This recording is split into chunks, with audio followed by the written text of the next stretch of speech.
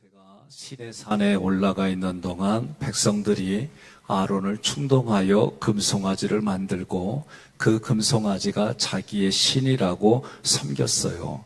대신에 그들이 노예 생활 때 애굽에서 보고 그들이 경험적으로 가슴에 담은 것은 자기들이 만든 그 신 앞에 가증하게 놀았어요. 그러니 하나님이 보시기에 그 죄가 매우 크고 매우 진노할 사건이었습니다. 모든 이스라엘 백성들을 죽이고 새로 시작하시겠다. 이게 하나님의 의지예요. 이때 모세가 하나님 앞에 중보기도합니다. 모세가 이스라엘 백성을 대신하여 회개하고 죄사함을 받았습니다. 이 모습이 예수님의 중보 사역에 대한 모형이다라고 보는 거예요. 회개 사역은 한마디로 말하면 생명을 살리는 사역입니다. 그 생명을 살리기에 앞서 하나님을 대신하여 그 일들을 감당할 때 우리는 우리의 죄를 먼저 용서받고 그리고 누군가의 죄를 대신하여 용서를 비는 이러한 모습들이 예수님의 사역이다라고 말하는 거예요. 출애굽기 32장 30절 함께 번독합니다. 이튿날 모세가 백성에게 이르되 너희가 큰 죄를 범하였도다.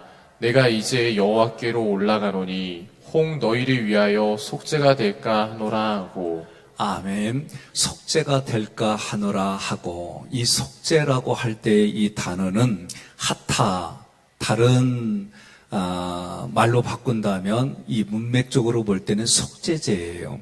모세는 속죄제를 통해서 하나님 앞에 범한 죄, 그 죄가 우상숭배입니다. 우상숭배를 용서받으려고 했습니다. 모세는 자기가 이스라엘 백성을 대신하여 그 죄값을 치르려고 했어요. 모세는 자기를 희생하여 생명을 살리는 중보의 기도를 드렸어요. 모세는 무리의 수장으로 책임을 감당했어요. 한번 생각해 봤어요. 모세가 그렇게 할 수 있었던 원동력이 무엇일까? 그것은 모세 안에 백성들을 향한 사랑이 있지 않았을까? 저에게 멘토가 두 분 계신데 한 분이 서복남 목사님이에요. 제가 신학교 다닐 때 또 목회 초기에 이런 질문을 하셨어요. 형 목사, 큰 목회하고 싶냐? 또 전도사 때도 큰 목회하고 싶냐? 그 제가 뭐라고 그러고 했죠? 좀 잠에서 깨봐요. 제가 뭐라고 대답할 것이요? 감사합니다. 그리고 나도 큰 목회하고 싶어요. 그랬더니 큰 목회하는 비결 가르쳐 줄까? 그래서 제가 뭐라고 그럴 것이요? 그쵸. 가르쳐 주세요. 그랬더니 저를 보고 빙긋이 웃더니 사랑이야. 여러분 동의하십니까? 부모가 자녀들을 위해서 희생할 수 있는 이유가 뭐예요? 흔한 말이 있잖아. 내 새끼니까. 근데 그걸 다른 말로 하면 뭐예요? 내 새끼니까 내가 책임져야 되고 내 새끼니까 내가 사랑하는 거 당연한 것 아니에요? 그런 대답이지요. 마찬가지로 사랑이에요. 그러니 제가 다른 생각을 했어요. 사랑이란 생각을 안 하고 어떤 기술적인 거, 기능적인 거 이런 걸 생각했는데 사랑이란 그 말이 제 가슴에 그날 바로 울린 게 아니에요. 시간이 지나고 목회를 경험하면 할수록 이제 그 사랑이 무언지 가슴에 와닿는 거예요. 그런데 중요한 게 있어요. 여러분, 사랑이라고 하는 게 우리가 양육 패턴을 공부했지만 부모는 무조건 흘려보내요. 그런데 흘려보내는 방법이 달라요. 많은 사람들이 사랑하면 자기가 생각하는 사랑을 얘기를 해요. 그리고 어떤 사건이 벌어지면 자기의 생각대로 다 얘기를 해요.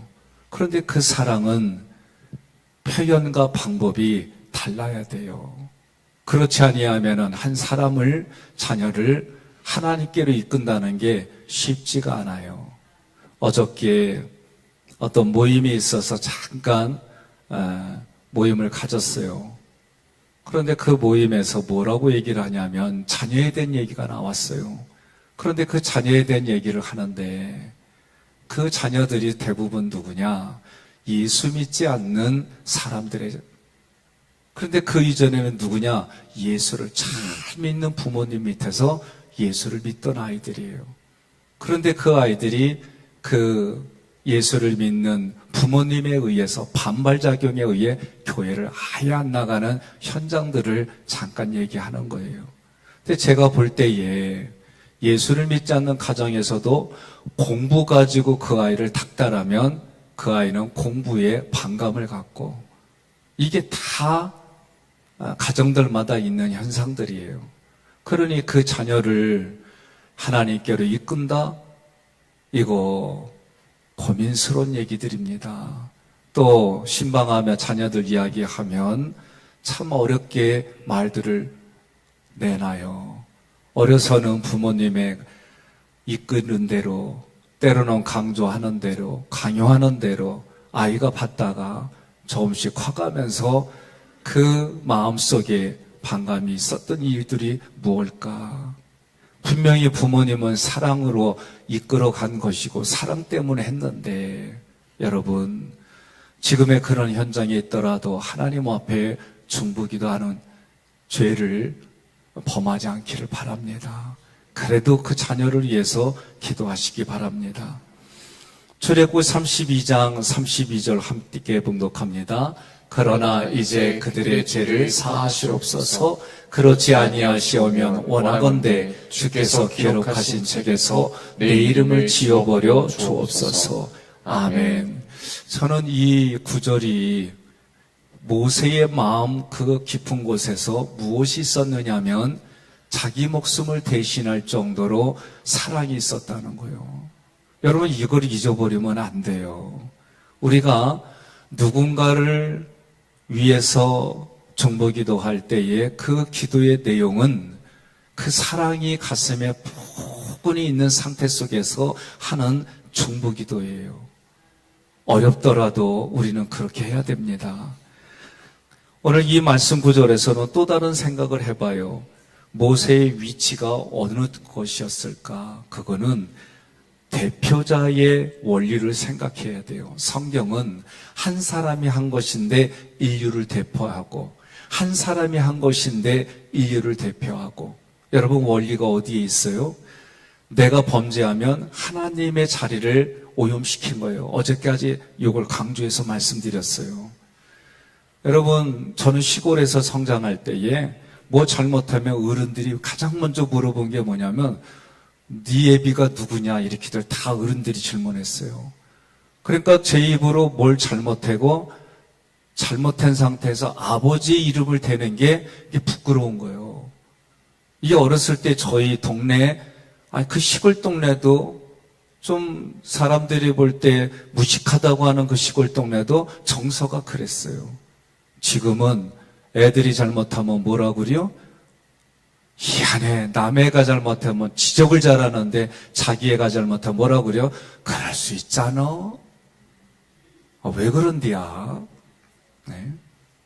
네. 지금 시대는 참 그래요. 그러니 어린아이들이 죄에 대해서, 잘못에 대해서 분간을 하기가 어려운 시대에 그렇게 부모들이 만들고 있어요. 그런데 누구한테 그거를 책임을 묻겠어요? 그러니까 제가 늘 하는 얘기가, 평상시에 아이들한테 가르치지 않는 이상 갑자기 어느 날 아이들한테 무엇을 요구한다는 게 이게 들어지지 않는 거예요. 여러분, 우리들 세대도 그 교육을 받았어요. 엄마 이거 드셔. 엄마는 생선 대가리만 좋아해. 그런 줄 알았어요. 예? 커보니까 다 좋아해. 자식을 사랑해서 이 아이가 성장해야 되니까 부모가 희생하는 거지. 그거는 누구나가 다 똑같은데도 그렇게 하니까 얘는 평생 그런 줄 알고 자기가 그 나이가 돼 보니까 그때서 깨닫는 거예요. 가르쳐야 됩니다. 로마서 5장 14절과 고린도전서 15장 22절 함께 봉독합니다. 그러나 아담으로부터 모세까지 아담의 범죄와 같은 죄를 짓지 아니한 자들까지도 사망이 왕노릇하였나니 아담은 오실자의 모형이라. 아담 안에서 모든 사람이 죽은 것 같이 그리스도 안에서 모든 사람이 삶을 얻으리라. 아멘. 첫 번째 사람 아담이 범죄한 것이 모든 사람을 대표하는 원리가 돼서 그 이후에 사람들이 아담과 같은 범죄를 짓지 않았는데도 사망이 그들에게 왕노릇한다. 이게 대표자의 원리예요. 이와 마찬가지로 고린도전서에서 아담 안에서 모든 사람이 죽은 것 같이 예수 그리스도 안에서 모든 사람의 삶을 살리리라. 이게 대표자의 원리래요. 첫 번째 아담이 그리스도에게 모형이 됐어요. 어떻게? 첫 번째 사람 아담은 그가 범죄한 것으로 우리들에게까지, 아담이 한 일이 우리에게는 없는데 그가 범죄한 것이 우리들에게까지 영향을 준 거예요. 그러니 이러한 원래의 죄된 성품을 예수 그리스도가 용서해 주셨고, 내가 매일 원죄가 아니라 자범죄, 오늘 하루도 내가 생각지 않은 사건 속에 휘말려서 짓는 죄까지도 예수의 이름으로 용서를 빌면 용서받는 원리가 하나님이 예수님을 대표로 해서 그렇게 만드신 거예요. 아담이 범죄하여 모두가 사망 아래 놓였지만 예수 그리스도가 하나님께 순종하여 용서를 비는 모든 사람들을 용서해 주셨고 살려주셨어요. 그 예수님이 속죄의 제물이요. 그래서 우리는 출애굽기를 통해서 이렇게 얘기를 했어요. 예수가 죽고, 그럼 참 나와야지. 예수가 죽고, 그렇죠. 예수가 죽고 내가 사는 거예요. 이제는 이게 우리가 신명기를 공부하면서 어떻게 됐어요? 내가 죽고 예수가 살고. 이거 예수가 사는 게 이게 너무 멀리 있는 것 같다. 그러면 예수가 죽고 배우자가 살고, 예수가 죽고 자녀가 살고, 예수가 죽고 이웃이 살고. 옆에 분한테 그래요, 아멘 하면 참 깬다 그러세요. 이게 쉬운 얘기가 아닙니다. 이거는 저도 매일매일 내 내면에서 싸우는 거예요. 또 어떤 타임에 이것을 해야 될지. 무조건 해줬더니 사람과의 관계는 또 그게 아니에요. 그러니 때로는 그 일들을 어느 타임에, 어느 시간에, 어느 방법으로 하는 게, 여러분, 제가 볼 때는 그게 지혜예요. 예수님의 십자가 사역이 어떤 거냐? 예수님의 십자가 사역은 나의 죄를 용서해 주신 거예요. 그러니 우리가 예수님의 십자가 사역에 동참한다라는 모습은 누군가를 위하여 중보기도 해줄 때에 우리가 그 십자가 사역에 동참하는 거예요. 마태복음 16장 24절 함께 봉독합니다. 이에 예수께서 제자들에게 이르시되 누구든지 나를 따라오려거든 자기를 부인하고 자기 십자가를 지고 나를 따를 것이니라. 아멘. 이스라엘 백성들은 유월절 언약을 맺었어요. 그리고 홍해 언약을 맺고 시내산 언약을 맺었습니다.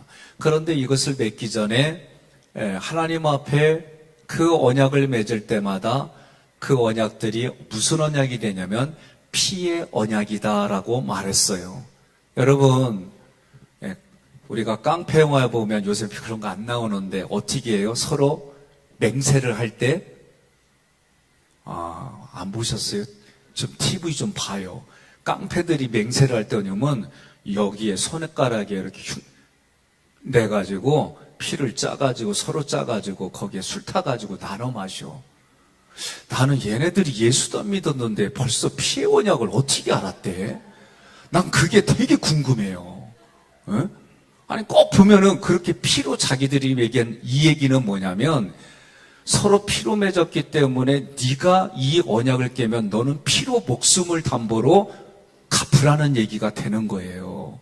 그런데 이 구약에서 이 언약은 그런 의미예요. 피의 언약이란 얘기는 하나님과 나의 관계에 피로 언약을 맺었는데 이 피로 언약을 맺은 것을 파괴하면 너는 그 피값을 내놓으라는 거예요.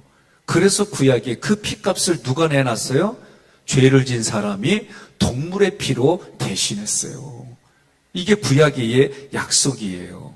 그러니 사람은 스스로가 속죄할 수가 없기 때문에 죄의 형벌을 받을 뿐이에요. 그 죄의 형벌을 예수 그리스도가 해결했어요. 그래서 하나님이 34절에 뭐라고 그러냐면 내가 내게 말한 것으로 백성을 인도하라. 내 사자가 너의 앞서서 가리라. 그러나 내가 보응할 날에는 그들의 죄를 보응하리라. 이걸 여러분 꼭 기억하세요. 이 죄를 보응하시는 하나님 앞에 용서받는 길은 예수 이름으로 회개를 하는 것밖에 없어요. 그러니 히브리서 9장 28절에 함께 봉독합니다. 이와 같이 그리스도도 많은 사람의 죄를 담당하시려고 단번에 들이신 바 되셨고 구원에 이르게 하기 위하여 죄와 상관없이 자기를 바라는 자들에게 두 번째 나타나시리라. 아멘. 모세가 회개 사역을 보면 언약의 피가 이미 사용되어졌습니다. 선포되어졌습니다. 출애굽기 24장 8절에 보니까 모세가 그 피를 가지고 백성에게 뿌리며 이르되 이는 여호와께서 이 모든 말씀에 대하여 너희와 세우신 언약의 피니라. 아멘. 언약의 피가 이미 선포됐기 때문에 모세는 피 흘림이 없이는 제사함이 없음을 알았어요.